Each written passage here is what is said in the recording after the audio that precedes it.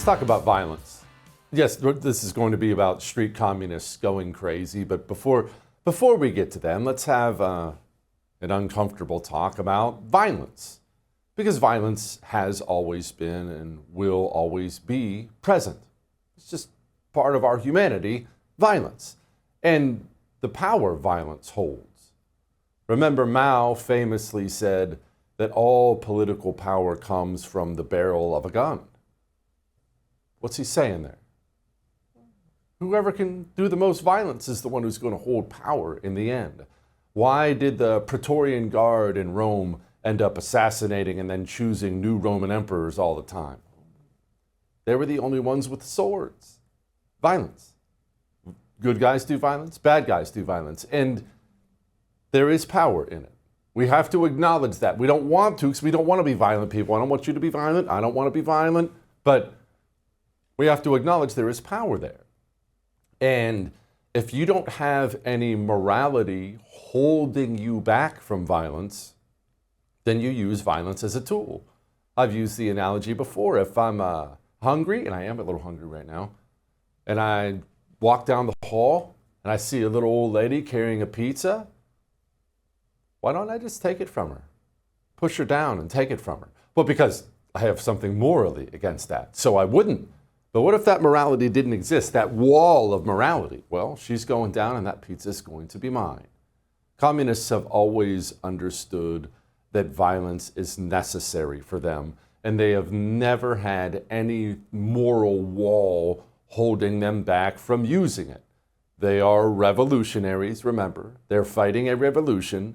There's no non-violent way to fight a revolution. You can't tear down an existing system without some level of violence, whether you're punching people in the face, murdering people, tearing down statues, vandalizing things. Some level of violence is going to be necessary if you're tearing something down. And Democrats, American communists, have always understood that their street animals give them power.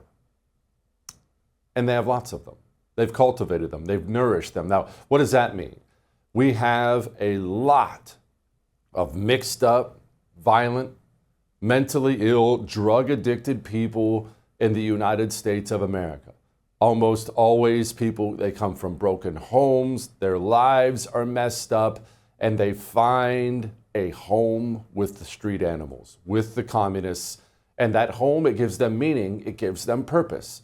Soon, you go from being lost, just floating in the wind, jobless, hopeless, high all the time, to having a purpose. What would be that purpose? Well, I don't know. Taking down the Nazis. See, somebody just firebombed an ICE office in Washington. Threw a brick in the front, lit a fire out back. And this is not a one-off. This has been happening. And I've been warning you, more is coming. This is now going to increase from here. Organized, planned street violence. And the animals who commit this kind of violence are going to move on from hard targets like Bortak, and they're going to come to your church. They're going to come to your child's school.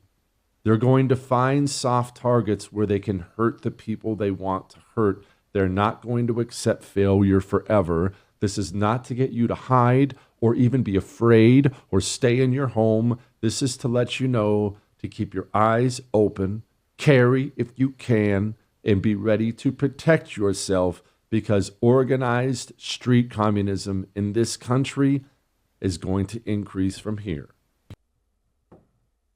Let's talk about why. Why is it going to increase from here? And it will. I have a great deal of fear that an ICE agent is going to be hurt or killed, family hurt or killed, other innocent people hurt or killed. Why will it increase? Well, there is something wonderful happening in the United States of America. And that wonderful thing is the power base of the Democrats, the foundation of the Democrat Party is being taken out. It's eroding underneath them. The Democrat Party is not popular. It's not a 50-50 country.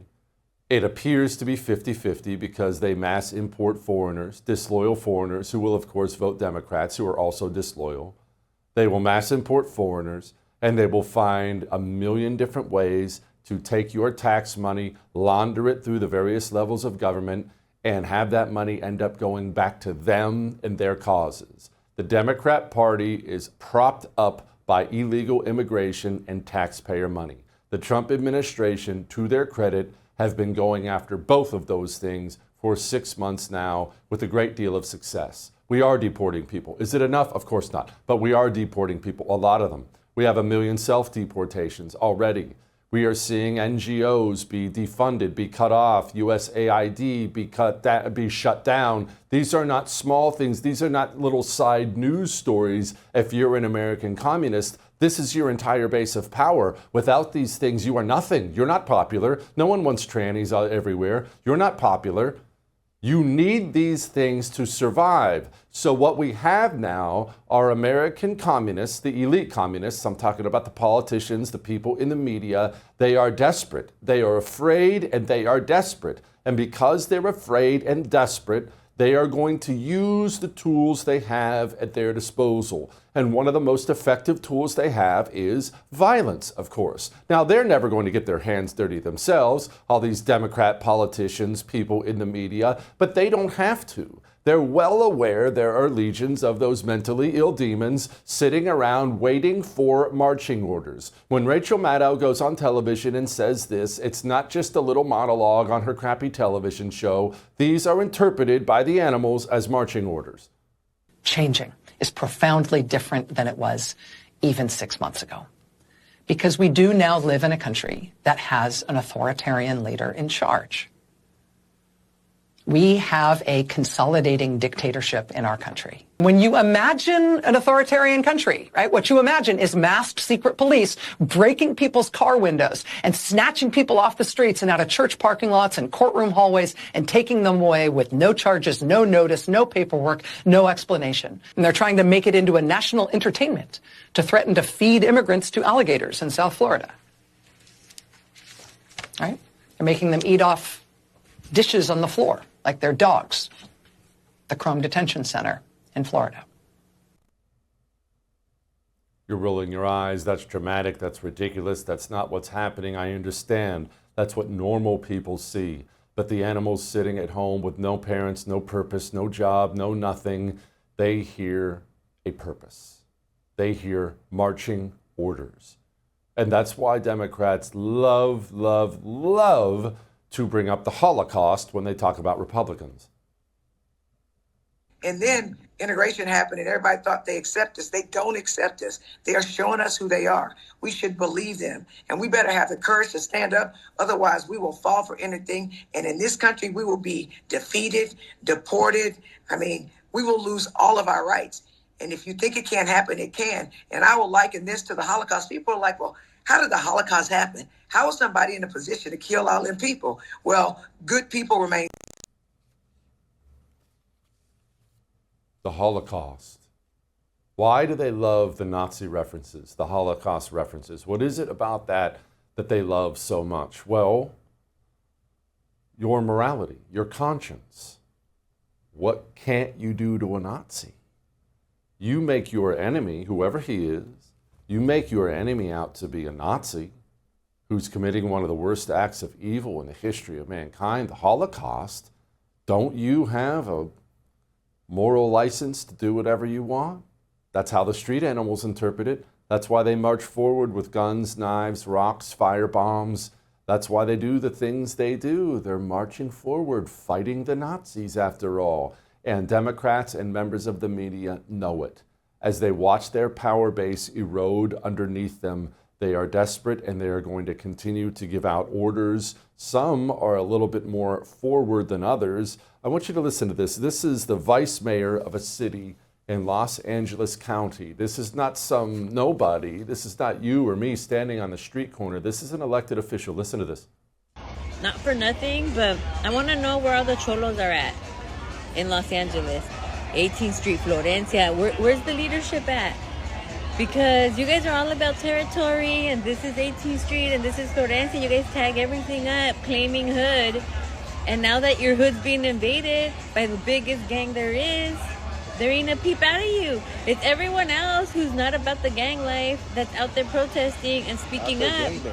We're out there like fighting our turf, protecting our turf, protecting our people. And like, where you at? Dude, they're running amok all up in on your streets. So don't be trying to claim no block, no nothing. If you're not showing up right now, trying to like help out and organize, I don't want to hear a peep out of you once they're gone, trying to claim that this is my block. This was not your block. You weren't even here helping out. So whoever's the leadership over there, just get your members in order.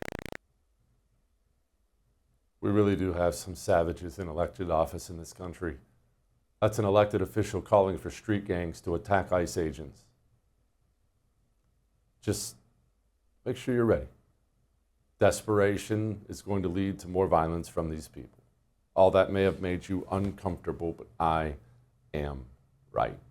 I would thank you for coming to my YouTube channel, but I know how brilliant it is, and I know you love it here. So subscribe and watch. We're going to start really ramping things up and putting some funny stuff, some interesting stuff out there, some collaborations. Either way, my YouTube channel is officially the place to be. So stick around.